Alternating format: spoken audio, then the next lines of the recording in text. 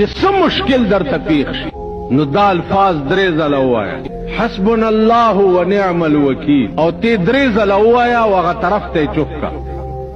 هر مشکل چې الله تعالی به اسانه ځکه هغې کې هم اسم ذات په خدای قسم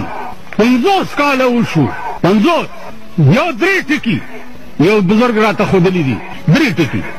چې دا وایه هیڅ مشکل به دې مخې ته نه راځي هیڅ مشکل او دا درې ټکي کم یو انګریزانو چې علما قتلول د دلی په غدر کې نو دې بزرګ وایي چې زم ولاړو دغه بزرګ یو 103 کاله عمر و مولانا عبدالمعبود صاحب نو د مرګ انتظار هم کولو اسمان نه آواز وشو چې حسبي ربي مربي ووایئ چې تاسو ته نجات وشي